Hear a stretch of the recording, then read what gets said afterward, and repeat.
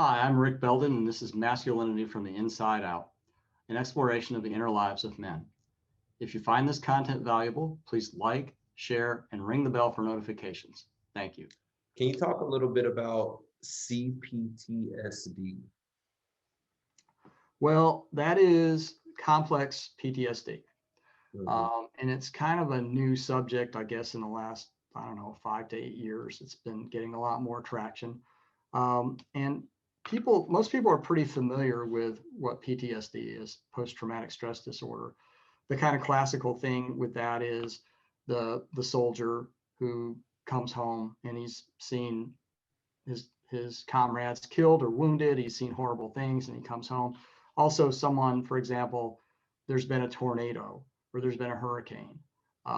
Some sort of discrete kind of time boxed event that was very disruptive and very scary and very distressing.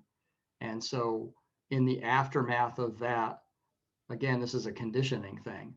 You became conditioned to respond with anxiety or fear or panic to certain triggers. So it could be an auditory thing, it could be a visual thing, it could be something you smell, it could be something, anything. For example, a news report about a big tornado might set you off. We had, I don't know, like 6 years ago here, we had a big rain event and water came in my place and flooded the half of my home.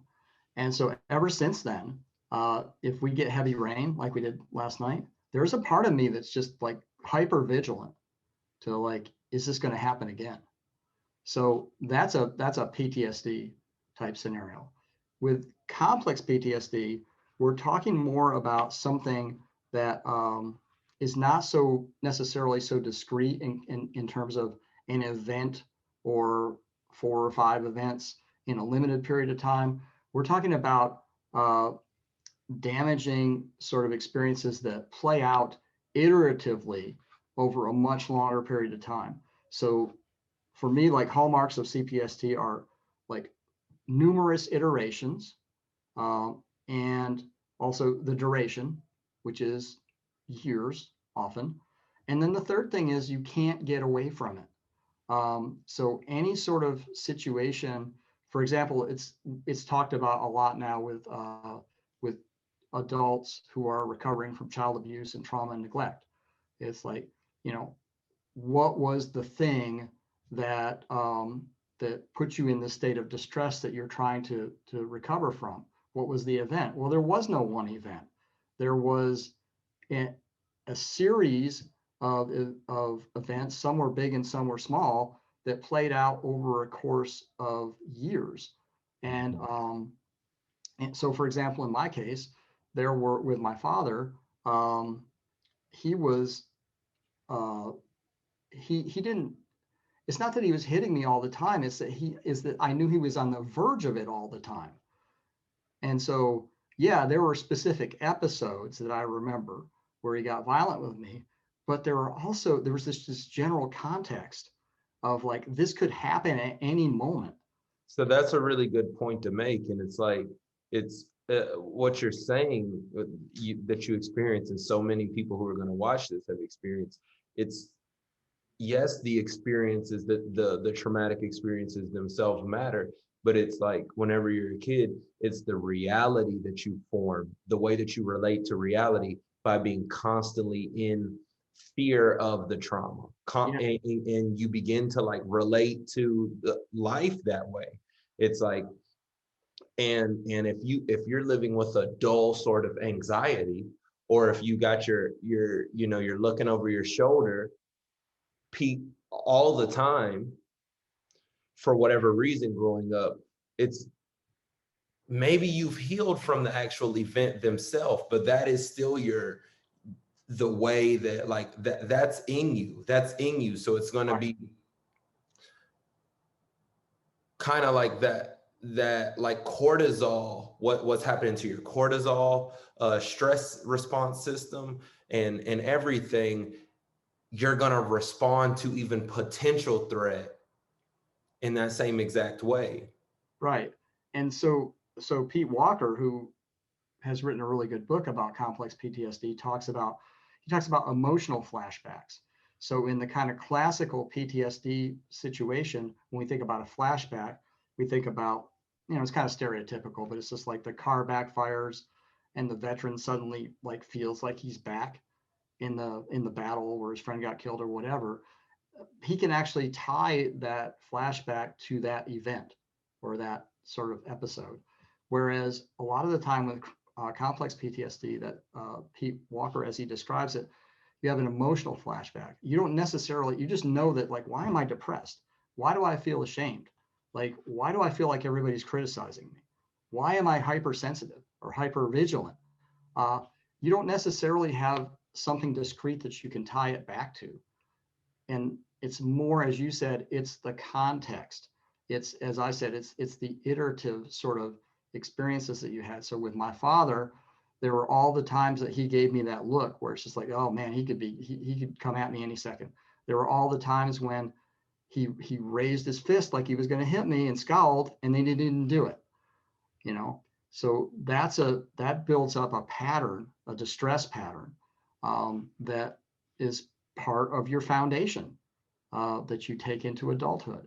And so again, that takes us back to, why can't you just get over it? Why aren't you over it yet? Well, there's a lot of complexity that's built into the foundation of how you experience yourself, how you experience other people. Richard Grannon, who I'm sure a lot of people will be familiar with his videos, I thought he came up with a really great metaphor for the difference between PTSD and CPTSD. He describes PTSD as, if you have a rifle and it's got a bullet and you shoot it and you hit a target, it leaves one hole. CPTSD, complex PTSD, is you've got a shotgun and you hit the target and it just sort of turns it into Swiss cheese. That, I think, is a good way to kind of illustrate what the difference is. And you can have both at the same time. So in my case, like I said, we had that flood. I still get triggered when there's heavy rain. That's a PTSD reaction, PTSD reaction. But I've also got the complex PTSD aspect, which is, if my place floods, I'll be homeless and I won't have anywhere to live. And that goes back to what I experienced contextually as a child and as a teenager in my parents' house, that I was on the verge of getting kicked out.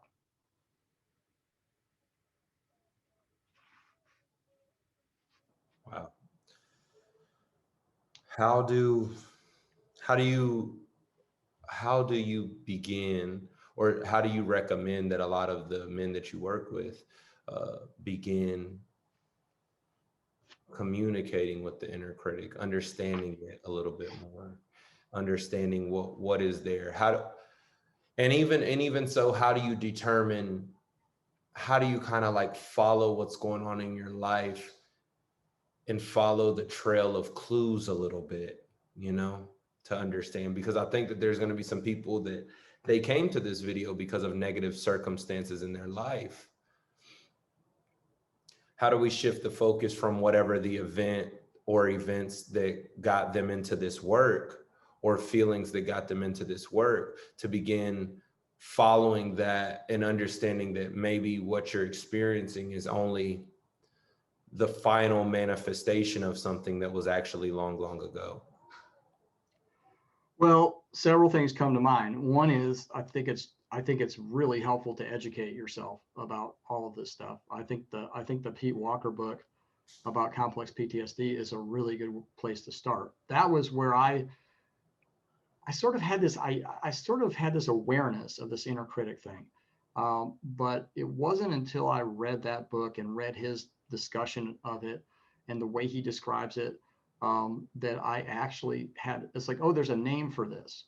And these are some of the things you can expect to hear or feel when it's engaged.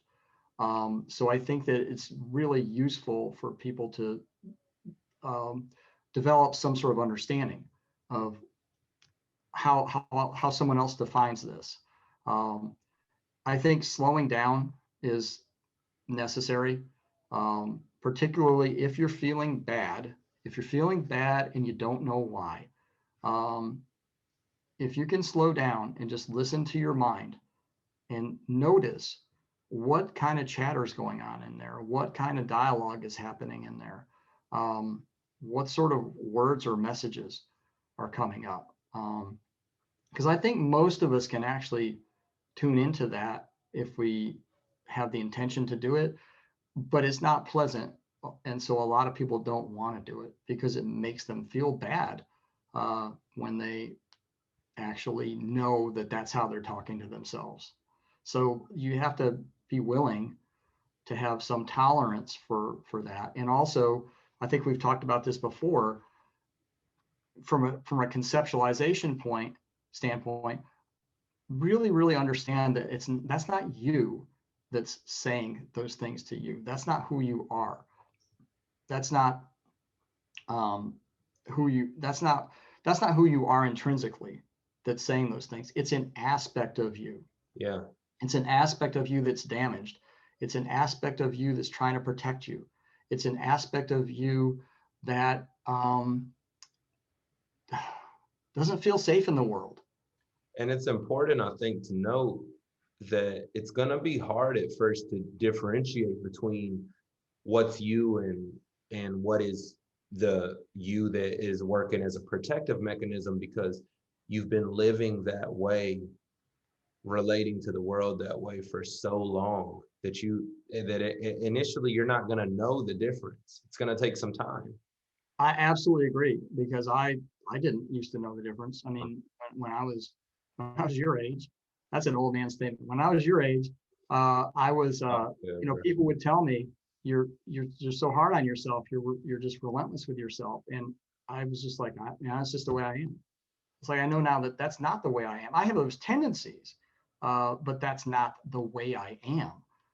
That was the result of conditioning that I experienced, that was given to me, and also that I instated in myself as a way to try to cope, as a way to try to survive, as a way to try to get through. One of the things I really like to talk about with the inner critic with people is this idea of the unreliable narrator. Um, so, are you familiar with that concept at all? The unreliable narrator? Mm-hmm. No, can you describe it? So that is found in literature. It's found in movies. The idea is, for example, if you're watching a movie and there's a first person narration, so the protagonist in the movie is narrating the movie as it goes. Your tendency is to believe that that person is in touch with what's real and is telling you the truth. So you believe them.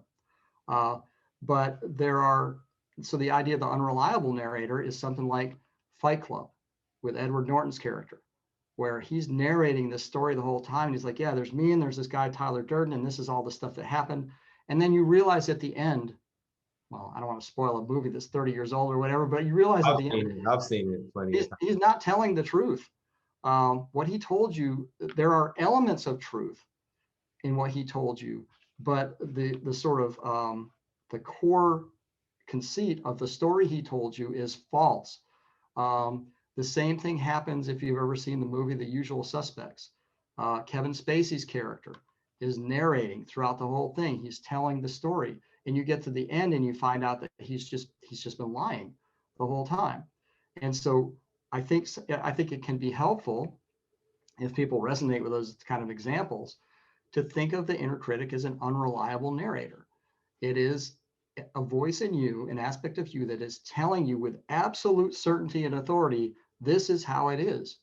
But it's not the truth. It's a slanted, altered, sort of self-serving version of reality that is basically employed to manipulate you.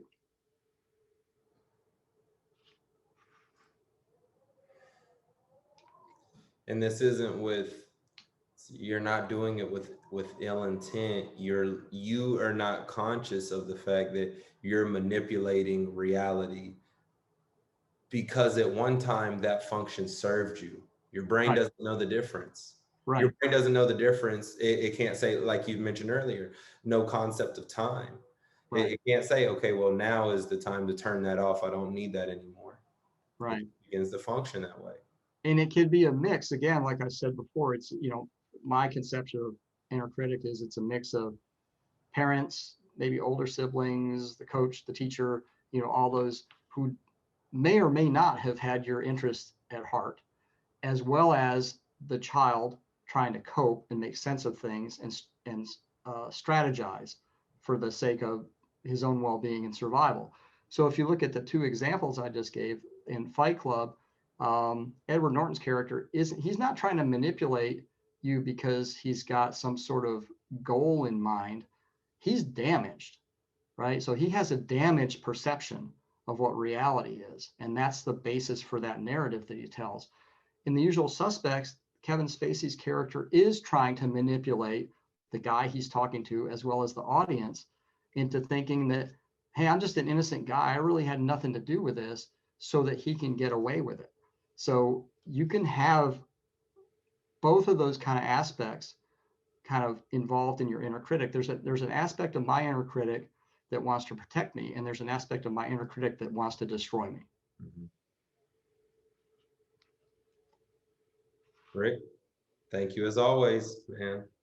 You guys, if you're just now seeing this video, if this is the first one that you've come across, we've got a long list in the series of masculinity from the inside out. They all kind of tie together. Some intentionally, some not intentionally, man. I've really learned a lot from some of these conversations, just how all these dynamics that we've been discussing work synergistically to really create a healthier, happier, purposeful, more purposeful, powerful man. So thank you as always, Rick. Yeah, thanks for helping me create the opportunity to have these discussions. I really appreciate it. My pleasure, man. We're all learning a lot from you. All right. What's up? This is Chris Wilson. Thank you so much for checking out the content, and I hope you found value within it. If you did, please like, subscribe, and share, as it helps the channel grow and helps me continue my work of seeking deeper truths and sharing it with the world.